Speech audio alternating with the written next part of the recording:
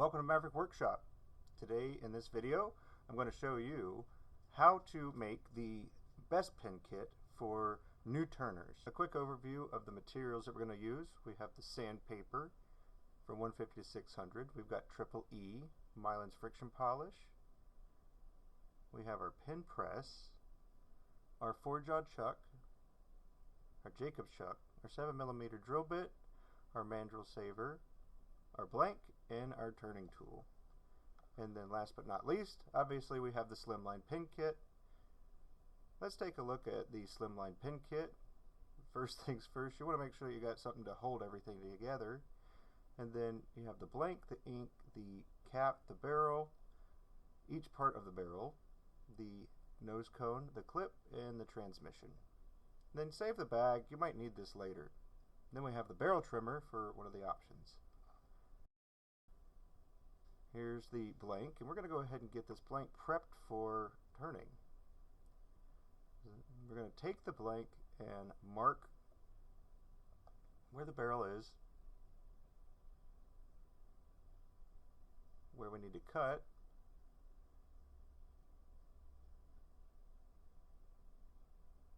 and then a little trick is to keep the blank oriented the way that you want it. Now we're going to go cut in half and then cut the little pieces off.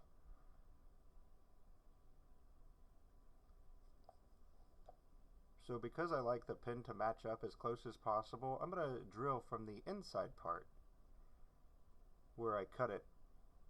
And this is just a quick center mark so we can see where I'm going to end up drilling, because I'm going to mount this in the 4-jaw chuck.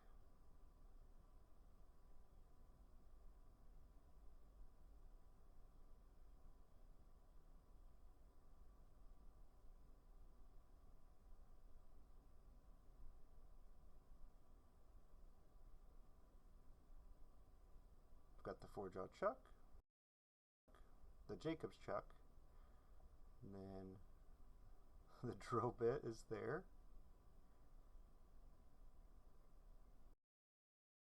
You can see it's a 7mm drill bit.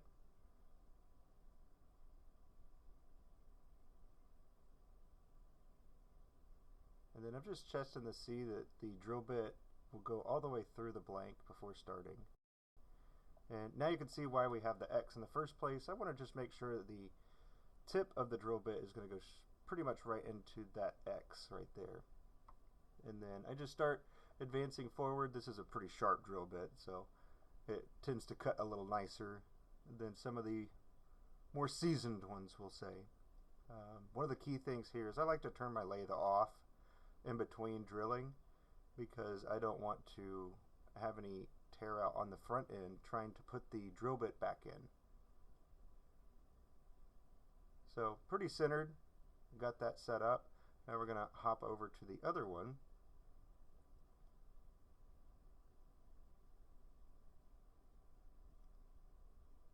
Reset my quill, and then go for it again. You can see that we're moving pretty quick, and I think the video is a little sped up, but not too much. I do drill typically pretty fast. Not the speed of the lathe, but how quickly I push the quill in. It was about twice the speed. Here we are. I test fit just to make sure that they do in fact fit and they are the appropriate size holes and everything. From here you want to make sure that you scuff up the tubes pretty well to give the glue a little bit of a surface to grab a hold of inside of the blank. So just give it a quick scuff just so you can feel some texture there.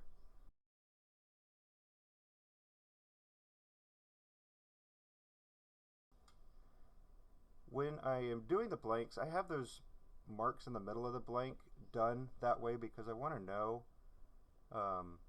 the orientation of it, so I can closely match up the grain. Not as important for some blanks, but I just wanted to show you the appropriate technique for it.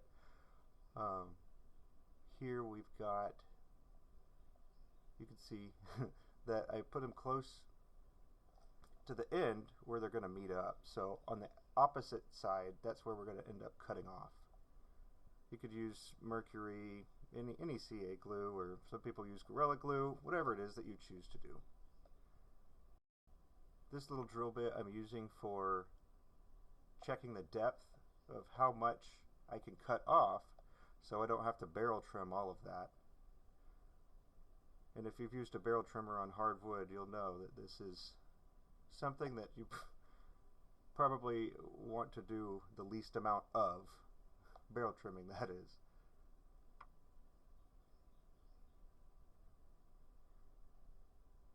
All right.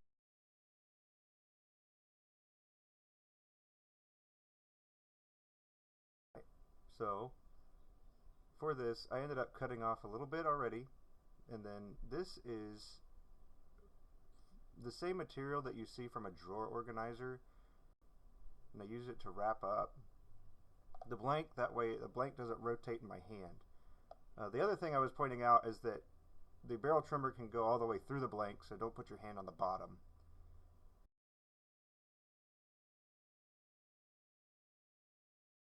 So this is taking a lot of force to get this to drill.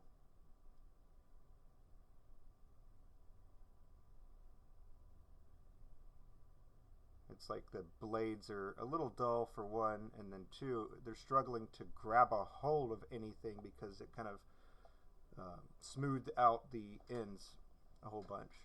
So this is a different technique that if you don't like doing that and you don't have the offset disc or the sandpaper or whatever, this is another way you can do it. So just so you're aware, these ends are not at their final size yet. You want to make sure that you wear a face mask and respirator. And then I'm going to be using an Easy Wood carbide. It is not a negative rake. A lot of people ask if I use negative rake. I do not. For these, all I'm trying to do is turn them round. And I'm doing it on the mandrel because it's basically the way that it's going to end up being as far as flat and level. So once I do turn these into a cylindrical shape, you'll be able to see what I'm going to do next. And that's how I take care of the ends.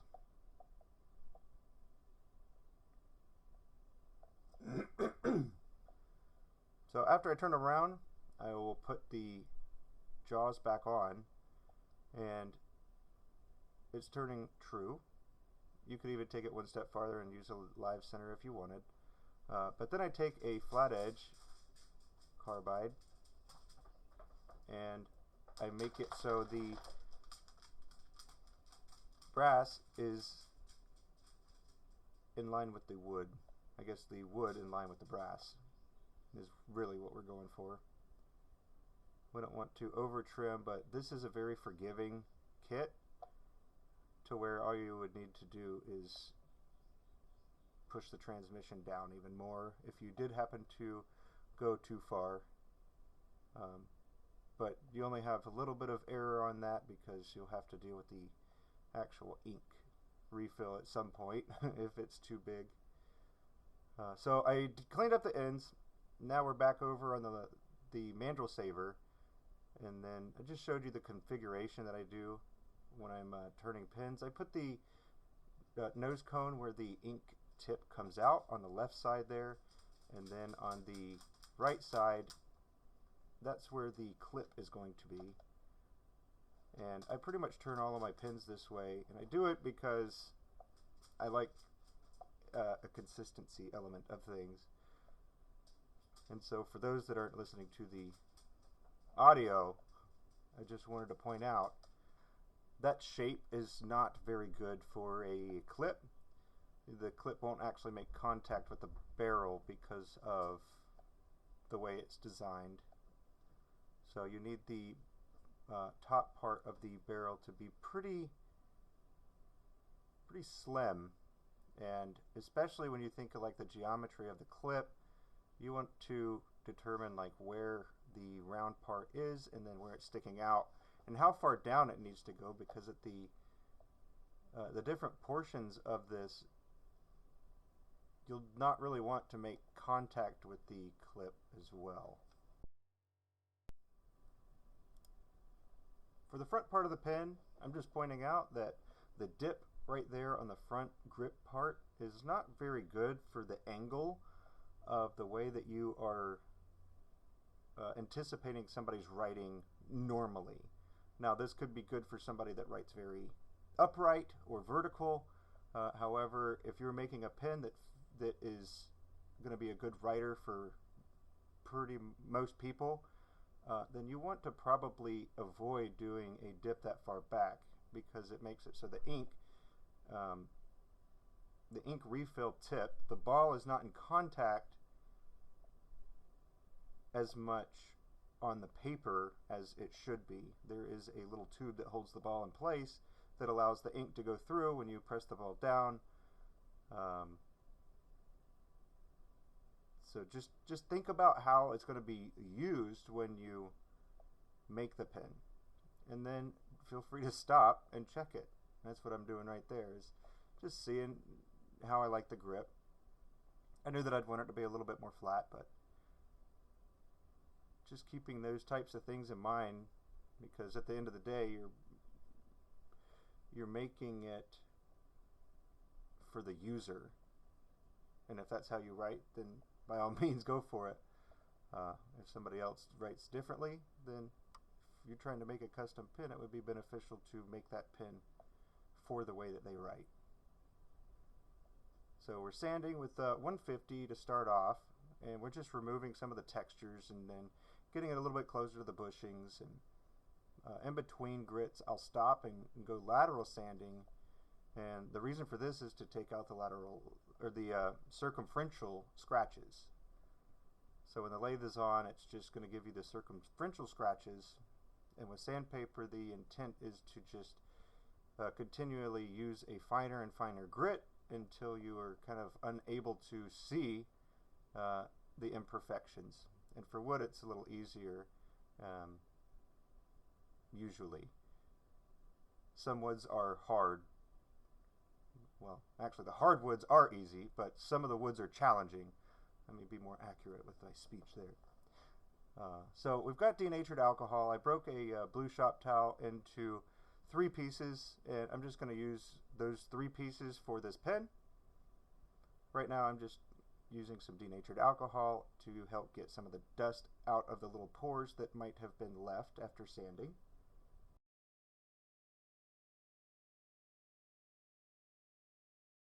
Now we've got our mylons, and I'm going to go ahead and turn the lathe speed up to about 2000 or so, and I'll do a few coats of mylons. You want to apply the mylons, and it's going to get pretty hot on the paper towel, so you want to make sure that you have a few layers so you don't burn your fingers. And then also, you don't want to wrap it either, because it can grab a hold of the pen, because it is a little tacky. It can grab a hold of the pen and it'll just rip the paper towel out of your hands. So be very careful when doing that, and make sure that your hands are never wrapped into anything that's going towards something that's spinning. Next, we have the Triple E that's going over top of the friction polish. I have a little bit of reserve towards the top of the paper towel, and I do that so once it starts like drying, that I can reapply it without having to go back to the container. So I have a little bit of extra at the top of the paper towel, and then I use it as needed.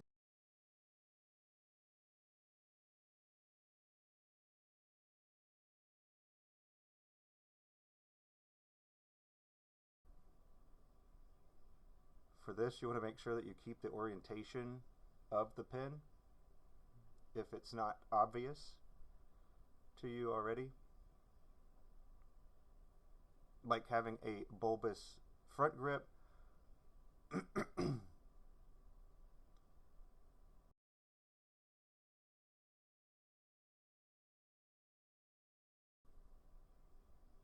Again, you have your little stuff collection there.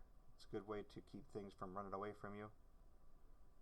Pressing the pin kit together, I really like this particular pin press because it makes it so simple to adjust anything. But for assembling the pin, you're going to put the nose cone on, and then we're going to determine where you want the clip. Make sure that you do put the clip on, and then determine where you want it, and press it together. So lastly, for pressing in, we've got the transmission. Make sure that you function check it before pressing it in. Make sure that the threads are going to be able to receive the ink refill. So we press it in, and that's never happened to me where I got it right the first time, but that was really exciting. But then once you do that, then you get the center band. You put that on the transmission, and then you're going to put the top part of the pin over the transmission, and then configure it how you would prefer. And then as for the bag from the very beginning, we're going to use that bag to mark what the project was, and we're going to keep it safe and stored in that bag for organization. And now we know what kind of wood it was. Thank you for taking the time to watch me make this Purpleheart wood on a slimline pen kit. I hope that you were able to learn something from it, and if you did, be sure to give me a thumbs up and subscribe if you'd like to see more pen making content. I'll see you next time.